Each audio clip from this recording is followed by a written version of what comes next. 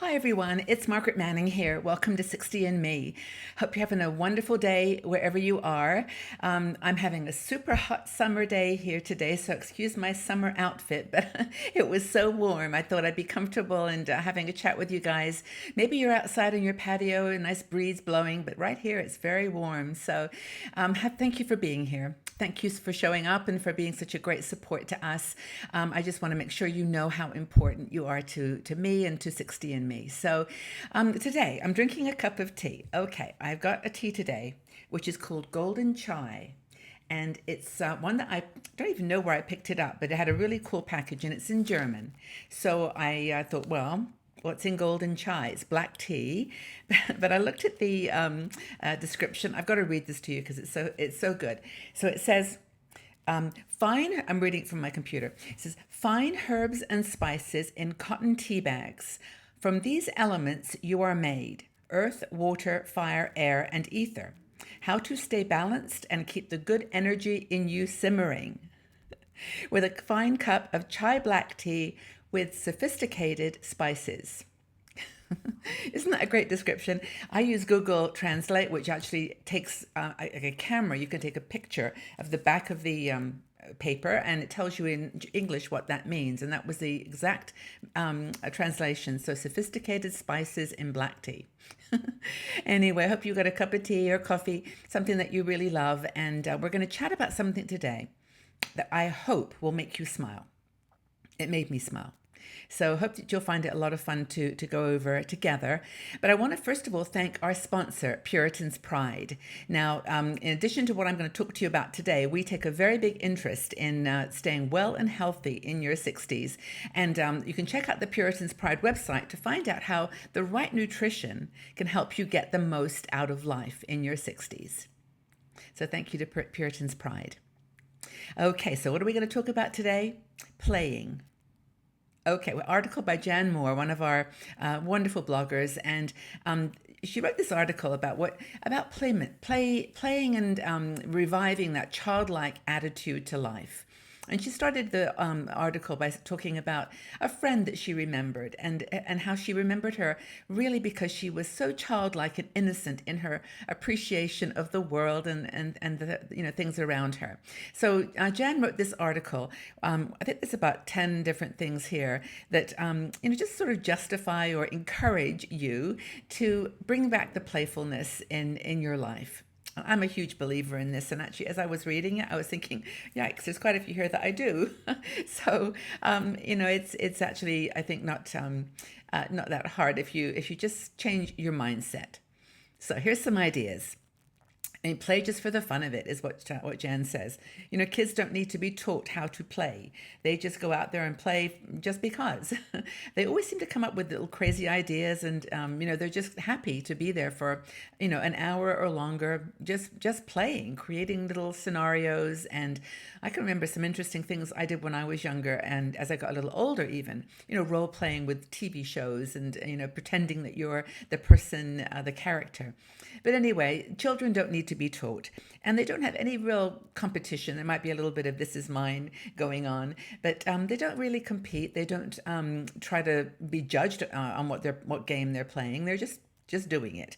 So we have to stop being so serious and just try to enjoy the simple pleasures of playing games. So good. It's good for your mental and physical well-being. It enhances your creativity and problem solving abilities. This is not, I don't suppose, like a fact that I can justify, but it does. It makes you like create scenarios and it makes you think and be more, creative and in discovery. So it facilitates conversations between people. And it cultivates some kind of a healing. It's just a relaxing thing to do that calms you down and gives you some relaxation and calm. I think it gives your immune system a boost just because it's making you move around and think and act in a way that's positive and you're just having a good time. So I think it's very good for your health and well-being. That's the first thing that Jan points out. It does actually also, she mentions foster empathy. And I think this is actually very true. I talk a little bit about my grandson, Max, and he's only one, or he's just a few months older than one. But he is so giving. He'll go to the sandbox where the kids are playing. He'll pick up a spade and give it to someone. And the kids look at him and, they'll give him back something or they'll exchange. And it's just that empathy that game playing tends to foster. And, since playfulness and play deprivation have been linked to depression and sadness and loneliness, it's not surprising that kids are always giggling when they're playing. And so in that respect, it's really good for you physically and mentally. We said that games and playing comes as naturally as breathing for children. They just, they're just always giggling and laughing. And in fact, it was Pablo Picasso who said, every child is an artist. The problem is how to remain an artist when you grow up. And, I think this is the really interesting point that we all have these skills and tendencies when we're little, and we just let them go as we get older they're taken over by other priorities. And I think that's one of the things that happens when you get to be older in your 60s. You start to think, oh, maybe I could be a painter, or maybe I could be a potter, or I love to do quilting or sewing. And you let those little creative people, that little part of yourself, come back into focus. So I think that's an important thing too. Let it come more naturally for you, like it does for kids. I was going to read this quote from Jan's article, which I think is really, really cool, about just remaining childlike. It's by a woman called Lucia Capiccioni. And she says, for us to be fully human, the child within must be embraced and expressed.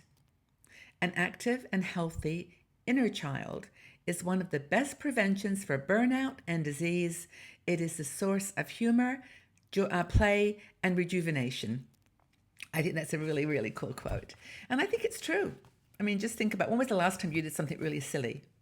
I always carry bubbles with me. I'm serious. I have these little bubbles. I think they're designed for weddings and things. But I always keep this in my purse because you never know when you're going to need to blow bubbles, right? I mean, you just never know when you're going to be inspired to pull out the bubble thing and blow bubbles. Just like that. So anyway, my bubbles go with me everywhere. A little one like this. Anyhow, I'm being silly, but isn't that the point of this article? Now, how do you rediscover play in your life? Well, you can use your 5 senses to rediscover your creativity. And Jan goes through these one at a time.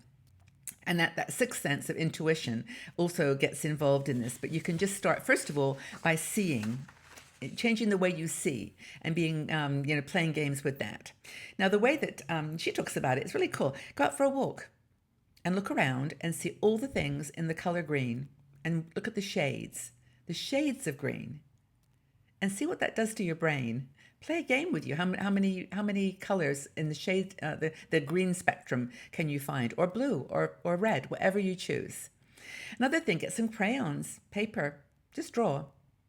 And don't draw with any judgment, or in fact, it's better if you can use your non-dominant hand. So if you're right-handed, use your left hand, because then you're definitely not going to be drawing, like a proper illustration. But just draw with your other hand and see what happens. Just see what comes out of you. And then, of course, watch people. That's a great people watching activity. You can also play with your ability to hear. And you can put on your favorite music and sing along. And just remember how many words you can remember, for one thing. Or just go for a walk and listen to conversations. I do this sometimes. I'm on a bus or train, and I just close my eyes and I just listen to the voices and the conversations around me. Don't tune into them specifically, but it's just a nice way to play with your hearing. Another thing is to play with your feelings, the touch, and that's to book a massage or pedicure, something what you can afford, and then enjoy it. Don't think about anything else while you're having your massage. Just let it happen. Feel the sensations and just focus on that feeling. And then the other thing is to walk barefoot anywhere that you can, on a sandy beach or grass. Walking in grass is really cool. I actually walked with Max in grass because he was walking with no shoes. And it was really, really, really lovely. So that's another thing, to feel and be playful in that. Another thing is smell. You can go to a garden center where the flowers are in bloom and just scent, feel all these different scents and experience them and take them in. Try to guess what they are and make a little game out of how many you can identify. I think these are so fun. And then the final one is taste. And I like this idea. This was a good idea that Jan suggests, which is go to an ice cream store and ask them to give you a taste of any ice cream. And then just close your eyes and taste it. And then guess what? You try to guess what it is and play a game with just how many tastes you can identify. And you can do the same at a farmer's market, go to smell the vegetables. I mean, I sometimes do pick up like, tomatoes or well, just anything that has a nice odor to it, strawberries, and just breathe them in and just play that little game of just taste and tell, And I think these are all just important ways to engage your senses in play. It doesn't have to be playing a game, although it could be that. It could be playing hopscotch or, just a kid's game, a tea party, or just pretending that, you're building a house and out of a cardboard box and just have fun with that creative imagination. Kids do it well. Just join them. So I think that as Jan says, letting your inner child out to play is a good way to stay young. Let it out to play. Don't keep it in the house all day. Let it out. I mean, honestly, we've talked about this before. Who honestly cares? Who's judging you at this point in your life? It doesn't matter if you do anything silly. They just look at you and think, that's a person having a great time. Wish I had the nerve or the courage to be silly and have fun. And I think that's the secret. It's just to not be judging yourself or others, and just to have a good time. Go get some bubbles, blow bubbles. Kids will love you. All right, so I hope this has been interesting, fun, giving you some ideas for having a playful day today. Go out and do something good and entertaining and fun for yourself. And I look forward to seeing you all again really soon. But leave a note below and just say, how often do you play? What were your favorite playtime activities as a child? Yeah, just leave your comments in the section below. We'll have a little chat and look forward to seeing you all again soon. Have a really wonderful day. Take good care, everybody. Bye-bye.